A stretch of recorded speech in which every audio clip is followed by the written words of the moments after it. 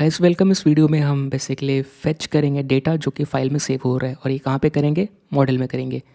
तो एक बार वापस जाते हैं यहाँ पे।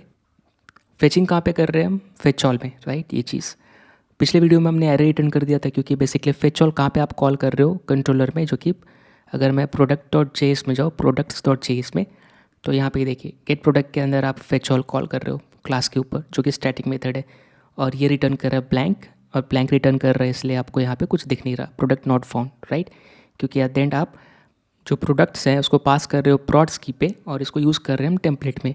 तो अगर मैं व्यूज़ पे इसको एक्सपेंड करूँ, और आप देख सकते हो कि हमारा shop.ejs में प्रॉड्स यूज़ हो रहा है, राइट, और उसका लेंथ चेक हो रहा है।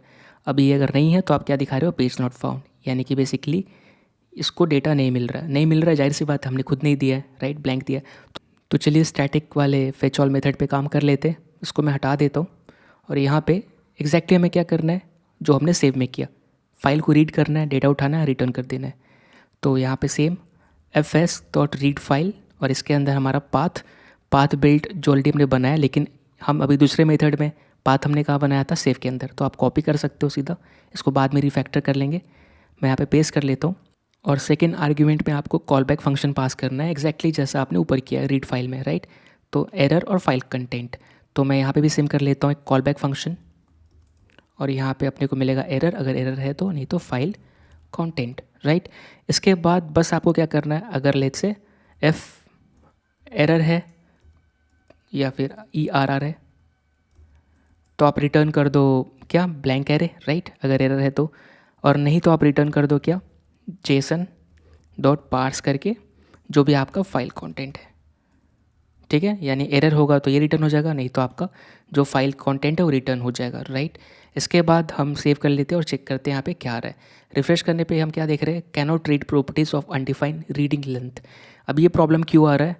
एक्चुअली फेच ऑल से हम रिटर्न तो कर रहे हैं, राइट। अगर एरर है तो ब्लैंक एरे, और नहीं तो ये एरर किस केस में आएगा आपको पता है?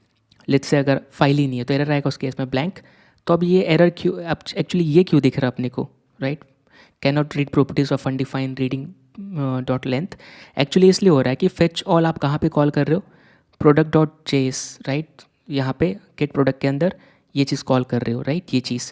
और फिर प्रोडक्ट आप पास कर रहे हो इसके अंदर अपने टेम्पलेट के अंदर, राइट, शॉप टेम्पलेट के अंदर, और यहाँ पे आप यूज़ कर रहे हो प्रॉड्स। ये कह रहा है कि लेंथ जिस पे कॉल कर रहा है ना, ये अनडिफाइंड है।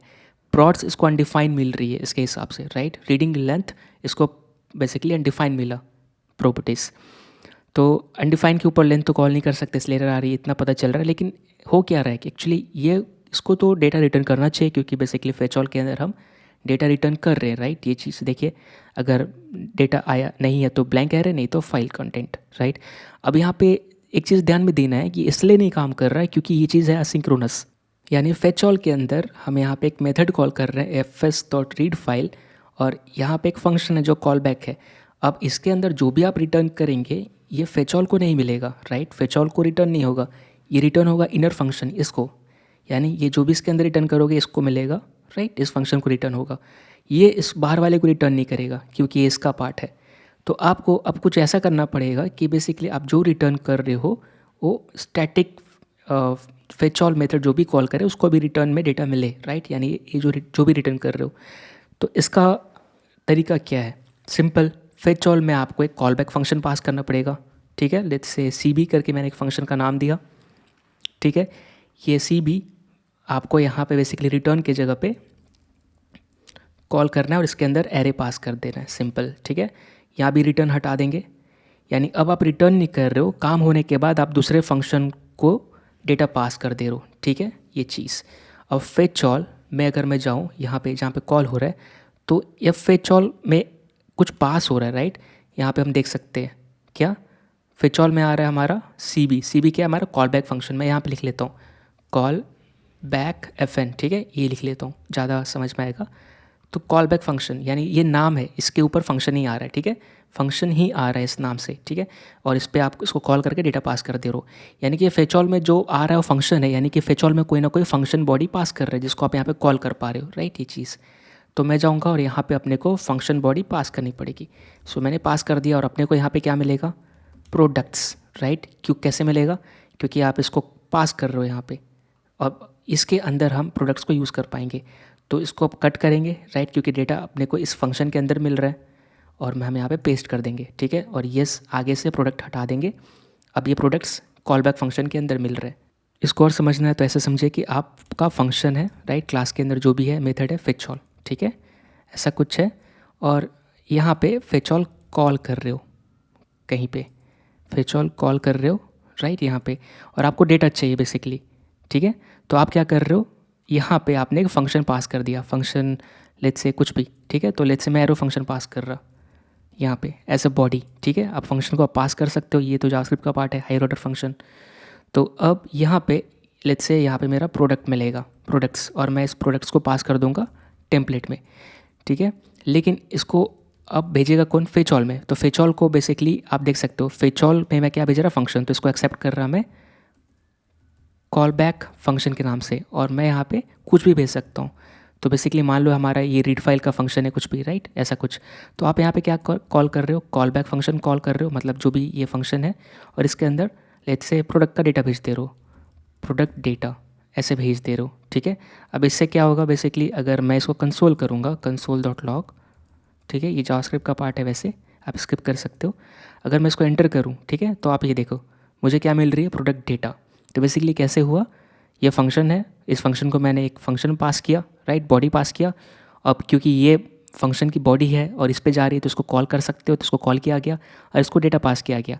तो ये कहाँ पे एक्चुअली है, बॉडी यहाँ पे। तो इसको जो भी पास करोगे तो जहाँ से कॉल कर रहे हो यहाँ पे प्रोडक्ट में डेटा आ जाएगा और ये प्रिंट कर पा रहे हो। एक्जैक्टली ये चीज़ यहाँ पे हो रहा है। तो वापस आते हैं VS कोड में, और एक्जैक्टली हमने देखा कि ये चीज़ यहाँ पे हो रहा है। और ध्यान देने वाली ये बात है कि हमें कॉल बैक क्यों यूज़ करना पड़ा, क्योंकि ऑलरेडी हम फेच ऑल के अंदर रीड फाइल का कॉल बैक यूज़ कर रहे हैं, राइट। सो हम कॉल बैक के अंदर से डेटा निकाल रहे हैं, राइट। यानी अगर हमारा डेटा कुछ अगर यहाँ पे मिलता है इस लाइन पे या नेक्स्ट लाइन पे या कहीं पे बाहर मिलता तो इसलिए रिटर्न कर सकते थे, लेकिन हम रीड फाइल का जो कॉल बैक फंक्शन है उसके अंदर हमें डेटा मिल रहा है और हमें उससे बाहर निकालना है, यानी कि तो इसलिए हमने कॉल बैक का सहारा लिया, ठीक है, कि एक बार जब रीड फाइल हो जाए, ठीक है, तो कॉल बैक कॉल होगा और इसी कॉल बैक में जब हमें डेटा मिलेगा तो मैं उस कॉल बैक में पास कर दूंगा ताकि हम जहाँ से फेच ऑल यूज़ कर रहे हैं वहाँ पे डेटा मिल सके। तो फेच ऑल के अंदर किसी ने फंक्शन की बॉडी पास की और हमने क्या किया, उस फंक्शन की बॉडी को कॉल कर दिया, और जहाँ से कॉल किया, जहाँ से फेच ऑल कोई कॉल कर रहा है और फंक्शन की बॉडी पास कर रहा हो, कौन सा है, प्रोडक्ट और चेस। तो ये देखिए फंक्शन की बॉडी है, आप चाहे तो इसको अलग भी लिख सकते हो, const call back function body, ऐसे मैंने लिखा और मैंने इस पर सेव कर दिया, मतलब साइन कर दिया। आप चाहे तो इसको यहाँ पे ऐसे ही पास कर सकते हो, ठीक है। यानी कि एट द एंड आप क्या पास कर रहे हो, बॉडी पास कर रहे हो। आपको यहाँ कॉल नहीं करना, कॉल करोगे तो यहीं पे कॉल हो जाएगा। हम इसे एज अ पैरामीटर पास कर रहे हैं, आप यहाँ पे कुछ भी वेरिएबल वैल्यू पास कर सकते हो, राइट। तो हम इसको एज अ यहाँ पे बेसिकली पास कर रहे हैं एज अ सॉरी यहाँ पे एज अ पास कर रहे हैं आर्ग्यूमेंट, राइट। अगर मैं रिफ्रेश करूँ तो ये काम करना चाहिए, अभी ये देखिए काम कर रहा है। और एड प्रोडक्ट पे अगर जाऊँ तो भी काम कर रहा है, और यहाँ पे अपने को लैपटॉप नोटबुक सब दिख रहा है जो फाइल से आ रही है उठ के एक्चुअली, राइट।